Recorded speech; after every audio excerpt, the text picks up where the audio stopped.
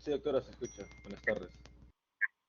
Gracias. Voy a empezar la clase, voy a compartir mi diapositiva para empezar la clase de ahora, ¿ya?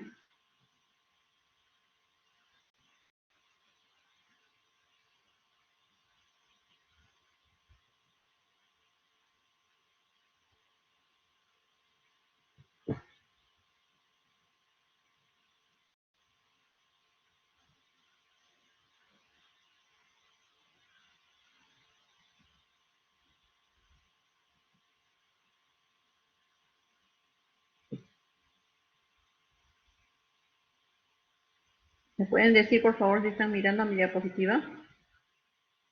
Sí, doctora. Gracias. Buenas tardes. Entonces vamos a empezar la clase de sepsis el día de hoy para decir un poco sobre lo que vamos a hablar. Vamos a hablar sobre la definición de lo que es una sepsis, qué cosas son los patrones de reconocimiento de patrón molecular, los receptores tipo TOL, y los procesos que se llevan a cabo para una sepsis, que es la respuesta inflamatoria, el desequilibrio entre oxidantes y antioxidantes, la disminución y activación de proteínas, la desregulación del sistema nervioso, la coagulopatía y qué pasa con la circulación microscópica, y también el rol de complemento en la parte de inflamatoria. Entonces, para empezar la definición, según una Sociedad Europea de Medicina Intensiva, la define como una disfunción orgánica, es decir, fallan los órganos y esto pone en peligro la vida porque es una respuesta anómala, una respuesta exagerada ante una infección, ¿no? La respuesta anómala la origina el hospedero. Y hay dentro de lo que es la definición, hay una palabra que de repente ustedes lo van a escuchar cuando lean sobre la sepsis, que es el SOFA. Y como ven ustedes, también el SOFA es la definición, ¿no? Es una falla secuencial de los órganos a partir de un proceso infeccioso, ¿no? Y puede ser que sean dos órganos los que estén fallando para decir que se trata pues de una sepsis. En este cuadro, lo que estoy poniéndoles acá, es los parámetros clínicos que nos dicen si el órgano está fallando o no. Por ejemplo, en la respuesta inflamatoria, si es que la presión de oxígeno entre la fracción inspirada de oxígeno, que se llama PAF, se llama eso, o sea, cuánto yo le doy de oxígeno y cuánto obtengo de su sangre del oxígeno. Si eso está bajo, entonces me está diciendo que está fallando el pulmón, ¿no? También en relación a la coagulación, es el número de plaquetas para poder decir también que está fallando el órgano. En relación al hígado, son las bilirrubinas. A nivel del sistema cardiovascular, es la presión arterial media. Si baja, también está diciendo que está fallando. El sistema nervioso es la escala de Glasgow, es decir, si tiene respuesta ocular, si abre los ojos, si respuesta verbal, si habla, respuesta motora, si se mueve los miembros, ¿no? Y de acuerdo a eso, evaluación, también se va viendo si está fallando el sistema nervioso central. Y finalmente lo renal, que tiene que ver con la creatinina, ¿no? Si hay disminución de la flujo sanguíneo, de la tasa de filtración glomerular, va a aumentar entonces la creatinina y por lo tanto va a decir de que está fallando el riñón, ¿no? Entonces es suficiente con que fallen algunos órganos para, a consecuencia de un proceso infeccioso, para poder decir que se está tratando de una sepsis, ¿no? Como nosotros sabemos, la respuesta inflamatoria también es una respuesta normal, una respuesta fisiológica, ¿no? Nosotros tenemos barreras físicas, químicas, bioquímicas, que nos ayudan a defendernos frente a una infección. Y dentro de esa inmunidad innata también se encuentran algunas células, como el neutrófilo, el macrófago, las células neutrofilas. Y entonces lo que van a producir estas células son sustancias que se denominan citoquinas proinflamatorias que van a producir una inflamación, ¿no? Pero también hay mediadores de inflamación, como por ejemplo la histamina, la bradykinin, la sustancia P, prosalalinas, leucotrienas. ¿Y qué van a hacer todas las sustancias? En forma benéfica para el organismo, van a producir vasodilatación para llevar más flujo sanguíneo al sitio de la lesión, van a producir también la llegada de más células a ese sitio de la lesión, y por lo tanto tratar de controlar, ¿no?, el proceso infeccioso. El sistema de complemento también está dentro del sistema innato inmune y tiene varias acciones, como por ejemplo también actúa en la inflamación, en la fagocitosis y en la lisis de bacterias, ¿no?, o de células que tienen bacterias también. Y también la coagulación, ¿no? Y la coagulación también puede intervenir en la parte de trombosis para controlar el proceso infeccioso, ¿no? Entonces, este es un proceso infeccioso normal, ¿no?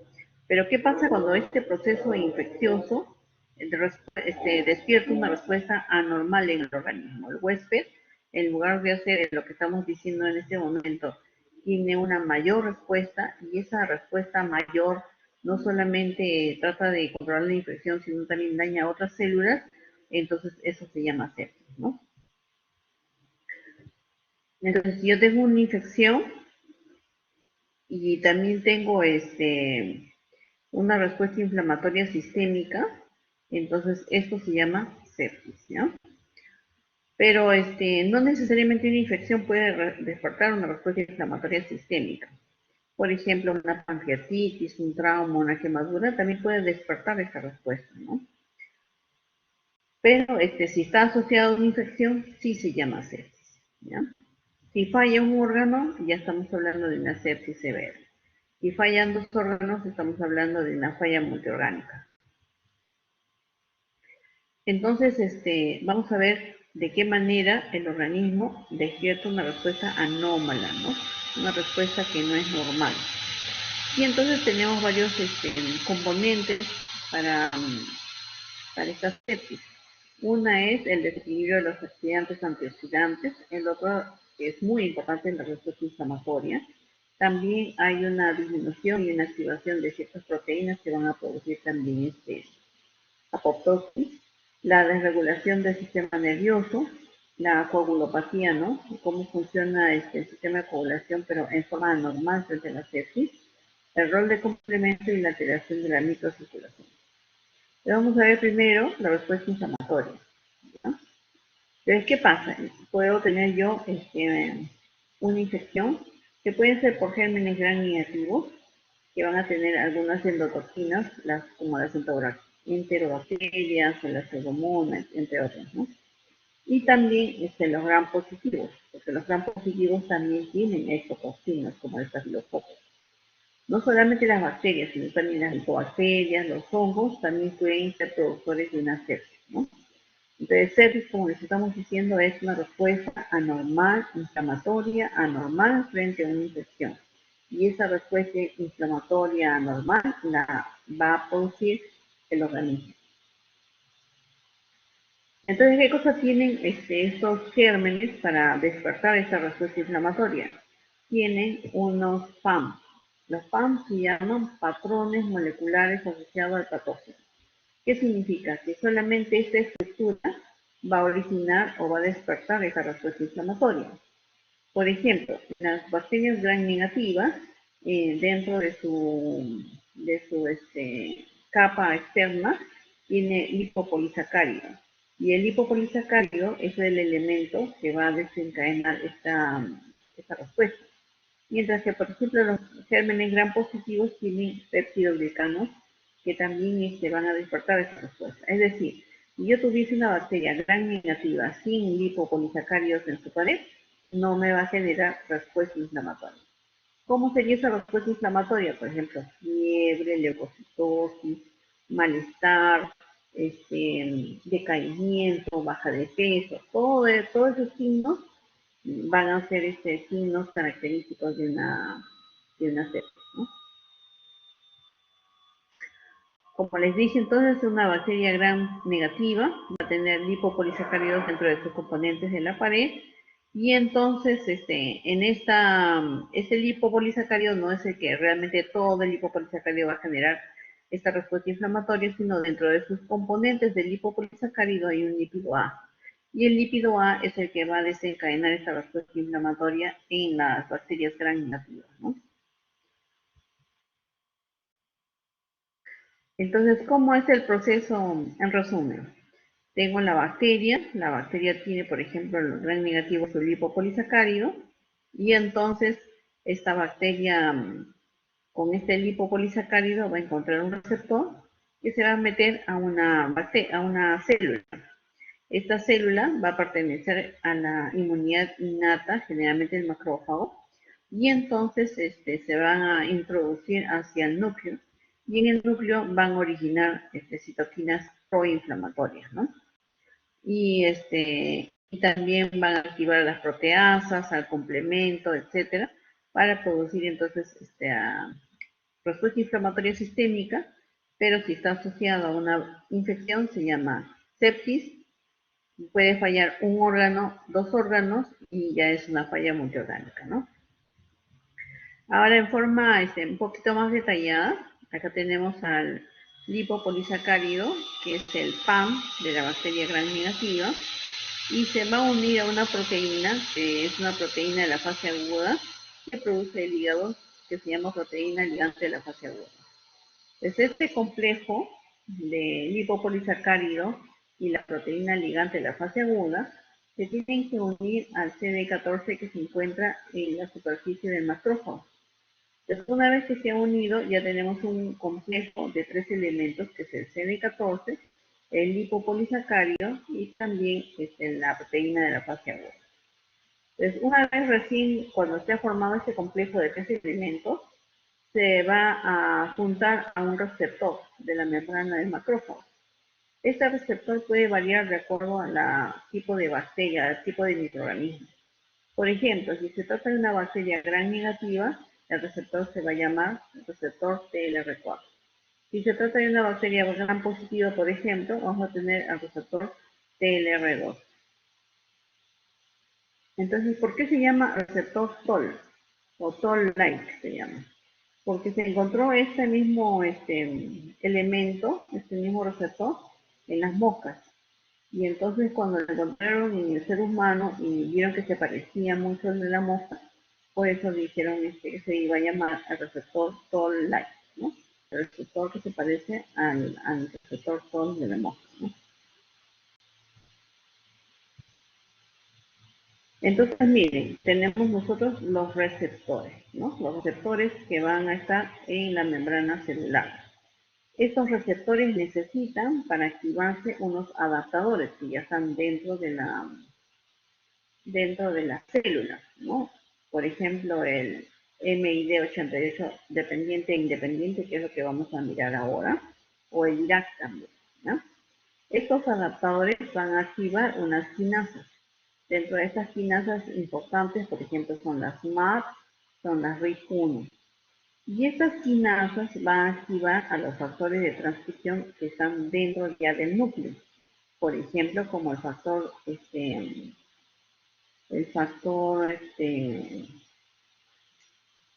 nuclear kappa beta o el IRF, ¿no? Entonces, estos factores van a producir la transcripción de citoquinas proinflamatorias. Y los efectores finalmente, después de todo este proceso, finalmente son las citoquinas proinflamatorias o las citoquinas que van a producir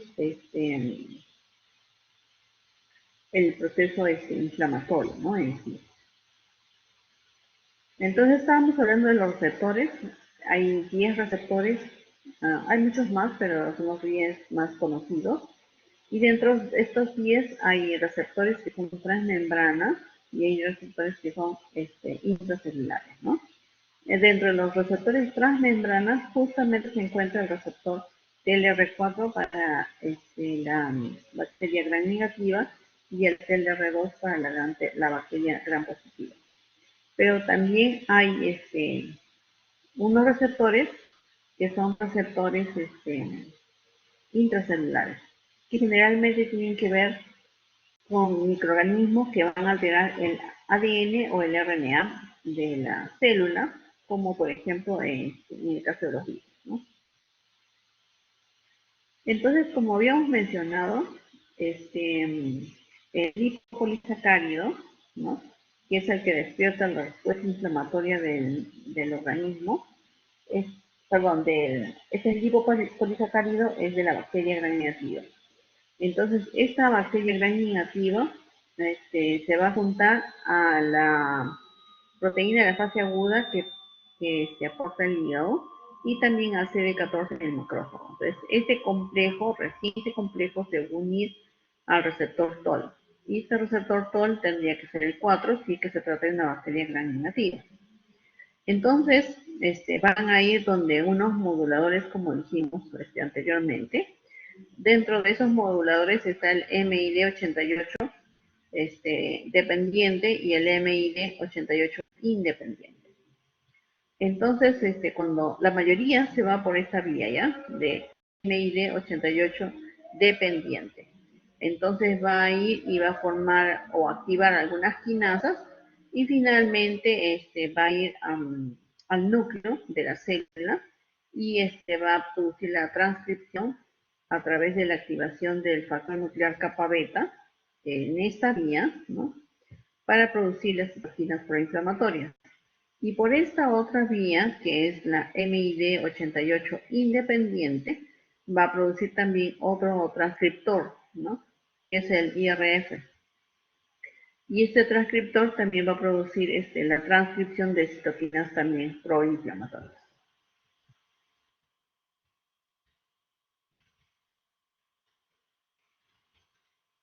Ok, están entendiendo.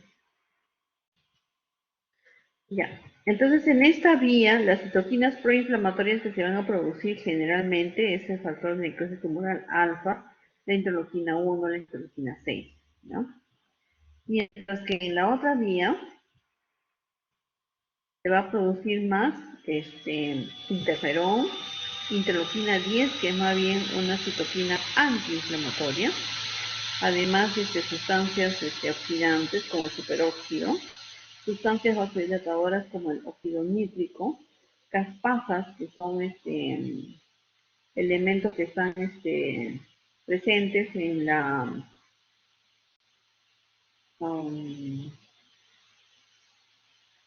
necrosis y también en la apoptosis, ¿no? Entonces acá estamos viendo los receptores Toll-like, ¿no? El receptor Toll-like 2, que habíamos dicho que eran para para gérmenes gram positivos, ¿no? Que generalmente van por la vía MID88 y dependiente, generalmente. Lo mismo lo hace el receptor TLR1 y el receptor TLR4. Pero el receptor TLR3 que tiene que ver con virus se va por la otra vía, ¿no? No se va por la vía MID88 dependiente, sino por la independiente. Nuevamente un resumen. Tengo al lipopolisacárido con la proteína de la fase aguda, con el CD14, según el receptor TLR4, van por el modulador MID88 independiente, va a producir activación de quinasas y después de un factor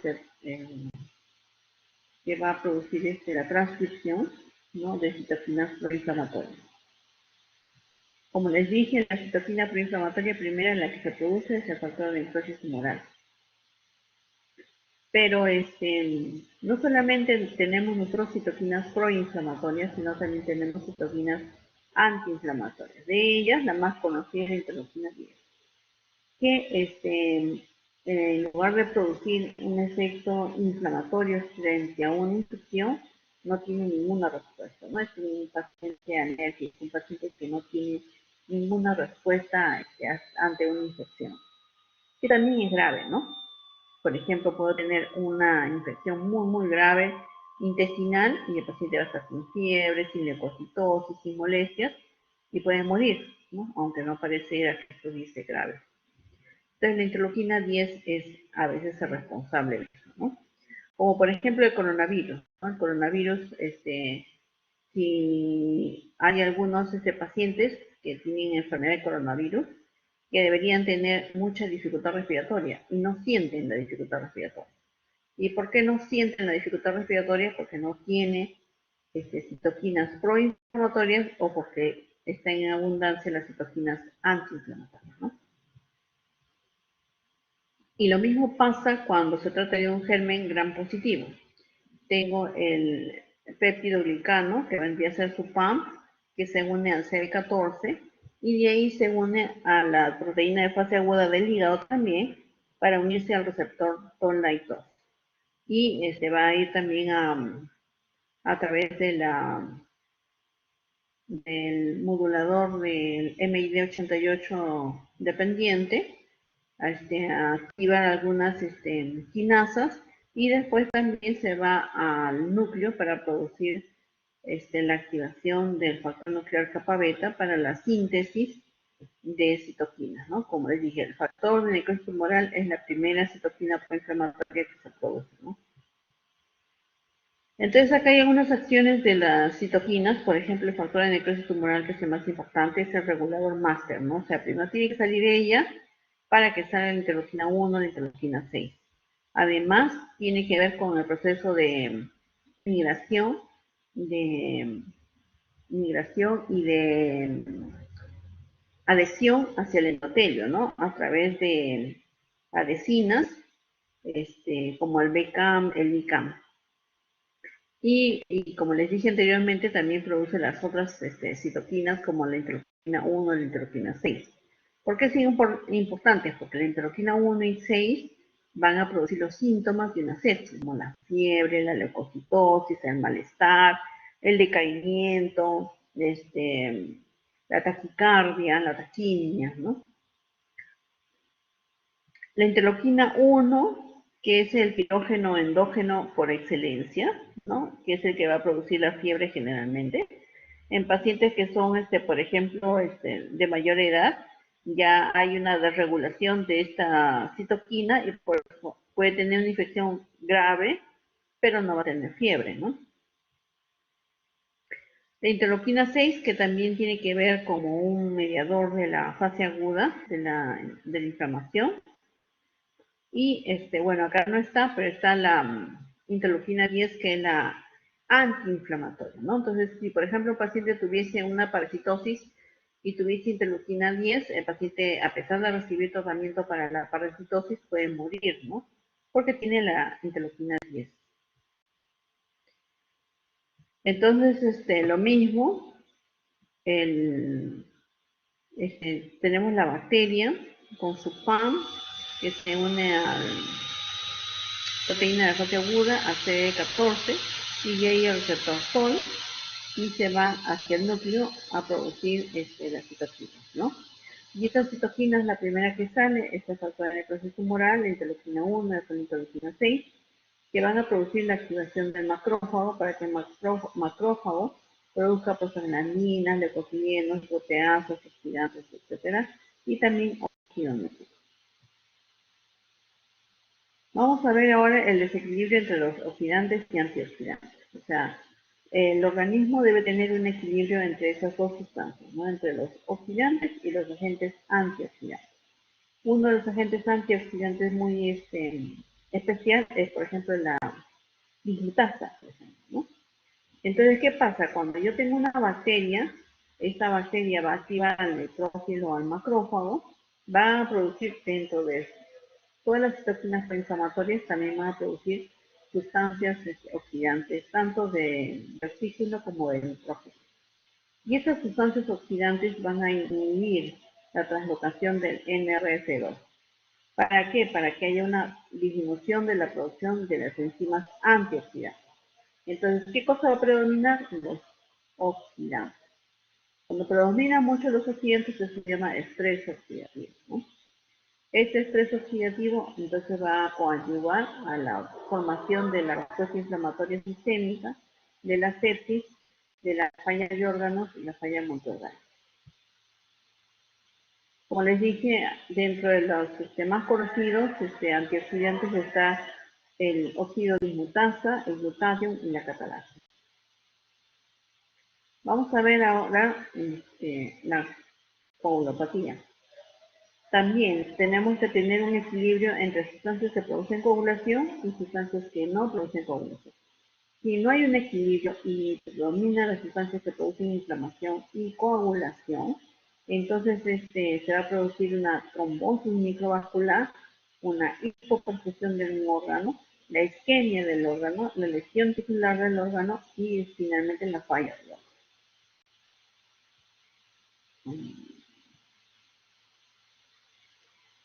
Y vamos a ver ahora la inhibición de los receptores activados por proliferadores de las peroxisomas y también la activación de los poli-ADP ribosoma polimerasa, que ambos provocan la muerte celular, ¿no?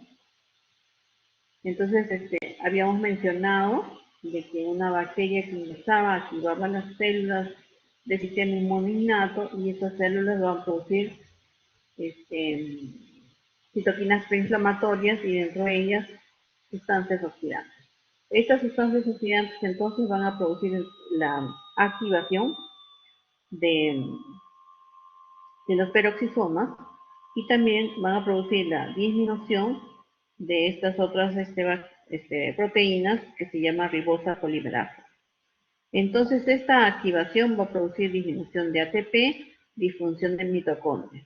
Igual acá también. Hay disminución o daño en el transporte de los electrones, disfunción también del ATP y también de la mitocondria.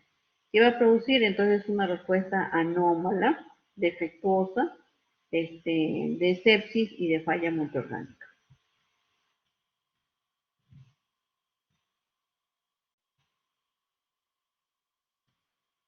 ¿Qué pasa con el sistema nervioso central también y periférico? En el caso de la sepsis.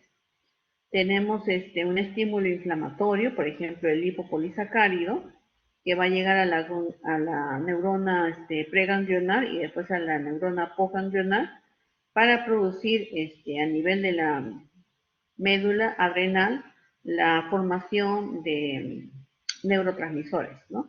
Si estos neurotransmisores afectan a los receptores beta-2 adrenérgicos, entonces se van a inhibir la formación y liberación de citoquinas proinflamatorias.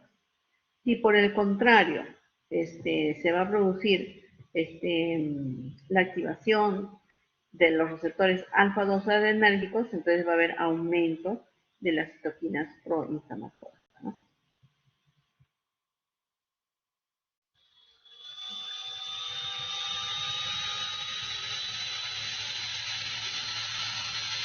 Entonces, si hay una alteración de este sistema nervioso central y periférico, ¿no? Por una sepsis, entonces se va a producir una disminución de la formación de citoquinas proinflamatorias, ¿no? Entonces, el paciente puede tener una infección grave, pero no va a tener fiebre, no va a tener malestar, va a creer que está bien, ¿no? Y también, como les dije anteriormente, hay una respuesta protrombótica de la sepsis, ¿no? Tenemos al germen que tiene su lipopolisacárido y este germen que se une al receptor se une al CD14 y a la proteína fase aguda, se une al receptor Toll-like. Una vez que se reúne al receptor Toll-like del macrófago, el macrófago produce citoquinas proinflamatorias, la primerita, factor de necrosis tumoral alfa, interleucina 1.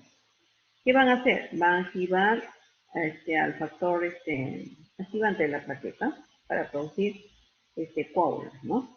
Y además, a nivel del endotelio, también va a producir activación del factor tisular. Y este factor tisular va a promover la formación de trombina y la disminución de la formación de la antitrombina. ¿Qué va a generar eso? Una trombosis del vaso sanguíneo. Esta trombosis del vaso sanguíneo puede afectar a muchos órganos, como el pulmón, como el hígado, como el riñón, ¿no? Nuevamente acá tenemos a la bacteria, este es el endotelio, va a activar a la proteína C, por ejemplo, va a consumir proteínas anticoagulantes, y entonces no va a haber proteínas anticoagulantes, va más bien a producir receptores activados por proteasa para producir proteasas de coagulación también. Y va a activar al factor tisular que ya habíamos mencionado, y el factor tisular va a producir también fibrina, ¿no? Además, se va a producir también la activación de la trombina, y la activación de la trombina va a traer consigo también el depósito de fibrina. Entonces, miren ustedes que hay varios caminos por los cuales se va a producir una trombosis en los vasos sanguíneos de varios órganos produciendo su fallo. Es lo mismo que ocurre también en los pacientes que tienen coronavirus, ¿no? El coronavirus va a generar una respuesta inflamatoria, sistémica, grave, y dentro de ellas va a producir también más coagulación, ¿no? Y esa coagulación va a producir entonces la falla de órganos o isquemia de estos órganos, ¿no? Y también hay una alteración de la microcirculación. Miren que los glóbulos rojos se van a deformar porque hay una alteración del endotelio. Se va a trastornar también el glucocáliz, que es parte del endotelio, ¿no? Va a formarse microtrombos y por lo tanto una disfunción del endotelio con vasoconstricción, adhesión de los glóbulos rojos con células blancas como las plaquetas también. Y entonces todo va a traer consigo una alteración de la circulación de un órgano y por lo tanto la isquemia del órgano, ¿no? Entonces, ya sea los factores de oxidantes, ya sea las citoquinas proinflamatorias, van a producir daño en la transducción de señales y control del músculo liso. Por lo tanto, va a haber una actividad procoagulante, desregulación del tono vasomotor, compromiso de la función del endotelio, también producción de óxido nítrico inducible, shunts patológicos y áreas de hipoperfusión finalmente. ¿Cuál es el rol de complemento? Como les dije, el rol de complemento, acá está el microorganismo, se va a activar por la vía alterna o puede ser que se active por la vía de la lectina. Finalmente, va a haber una cascada de activación de proteínas, dentro de ellas la proteína C3A, que va a producir inflamación también. Y después la proteína C3B, con opsonización y fagocitosis.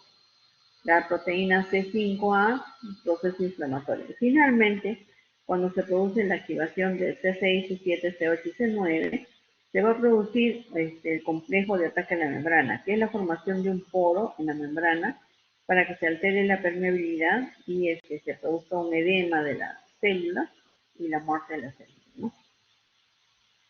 Entonces, en términos generales, yo puedo tener una toxina y esa toxina se va a unir al macrófago y esa unión del macrófago va a producir citoquinas.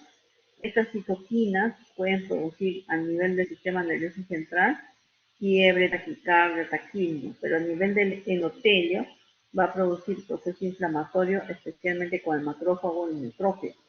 Y también a nivel del vaso sanguíneo del endotelio, una alteración del endotelio con procoagulación y síntesis de óxido nítrico.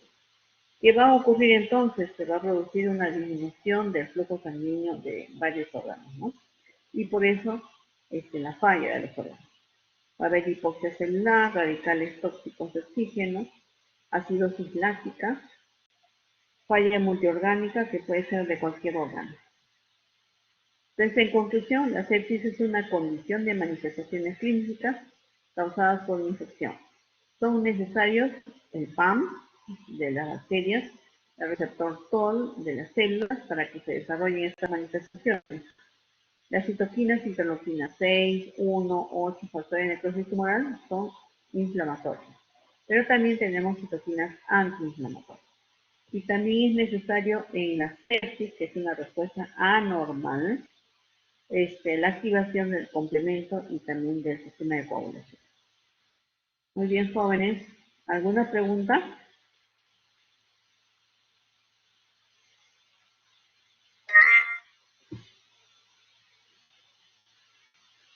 Sí, doctor Taboada.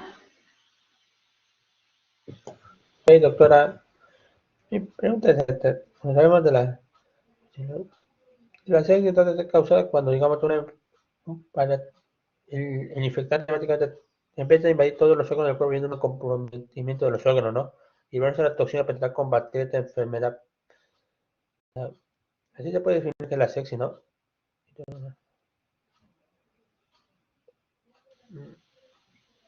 Mira, una infección, por ejemplo, una infección que ocurre en un dedo, ¿ya? Por un muñero. El dedo se hincha, se dematiza, duele, pero ahí se queda la infección, ¿no? Se pone un pus, se drena el pus y ya se cicatriza y se mejora todo. Eso es lo que normalmente debe ocurrir en una infección, ese proceso inflamatorio, para que vayan las células buenas, normales, a atacar esa infección. Eso es lo que debería ocurrir.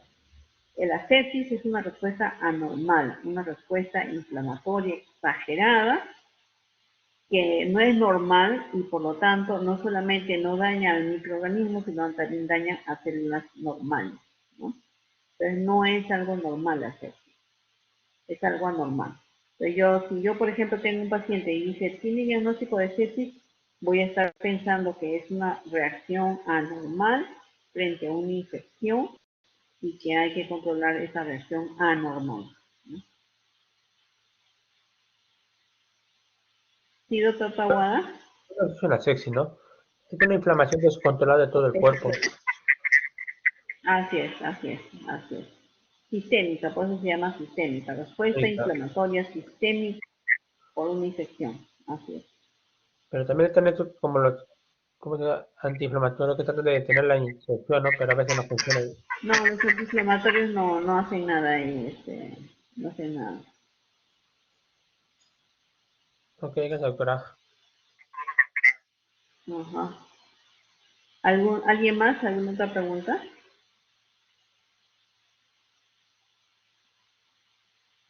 Ok. Muchas gracias, jóvenes. Cuídense. ¿No va a tomar lista? No voy a tomar.